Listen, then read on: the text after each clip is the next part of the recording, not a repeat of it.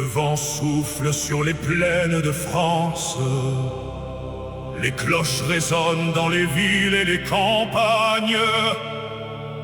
Une mère prie pour son fils, ignorant encore que son nom traversera les siècles.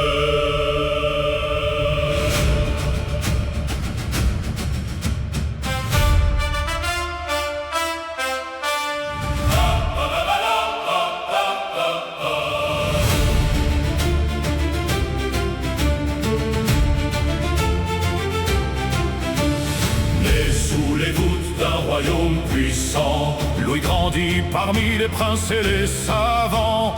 Blanche de Castille lui enseigna chaque jour à craindre l'injustice plus encore que la mort. Il apprit que la couronne n'était pas un trésor, mais un fardeau porté pour les plus faibles d'abord. Et lorsque vint l'heure de régner sur la France, il jura de servir avant de commander. Alors les cloches sonnèrent des Flandres jusqu'à la mer. Le royaume levait les yeux vers un roi juste et pieux. Louis, roi des Lys, ton nom demeure dans la nuit des siècles. Louis, roi des Lys, gardien du peuple et de ses espérances. Quand les tempêtes frappaient la France, tu restais debout devant le vent, et ton souvenir brille encore comme une étoile dans le temps. Sous un grand chêne, il rendait la justice, écoutant les plaintes des pauvres et des petits. Ni les seigneurs, ni les richesses du monde ne pouvaient détourner sa conscience profonde. Il fit bâtir une chapelle de lumière dont les verrières semblaient toucher le ciel. Et chaque pierre racontait aux générations la foi d'un roi et celle de sa nation. Les trompettes appellent les navires, attendent la croix cousue sur les manteaux. Le destin ouvre une nouvelle route.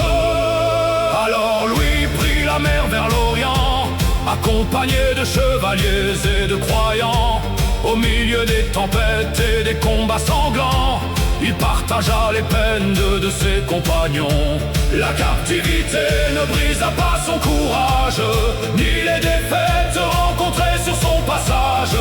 Car un roi n'est pas celui qui ne tombe jamais, mais celui qui se relève sans renier sa vérité. Les années passèrent comme passent les saisons, mais jamais ne faiblit sa détermination. Toujours guidé par le devoir et la foi, toujours fidèle à sa parole de roi. Puis vint la chaleur écrasante de Tunis et le dernier chapitre de sa vie. Dans le silence du camp, les regards étaient lourds, car chacun comprenait que venait son dernier jour. Pourtant son nom ne s'éteignit pas avec lui, car certaines vies refusent de finir. Elles deviennent des légendes que le temps protège et que les siècles transmettent aux générations. Louis, roi des Lys, ton nom demeure dans la nuit des siècles. Louis, roi des Lys, gardien du peuple et de ses espérances. Des champs de France jusqu'aux terres lointaines résonne encore ton héritage. Et tant que les lys fleuriront dans les mémoires, vivra Saint-Louis dans l'histoire. Le vent souffle encore sur les plaines de France. Les cloches résonnent toujours dans les campagnes, et dans leur écho demeure une voix ancienne.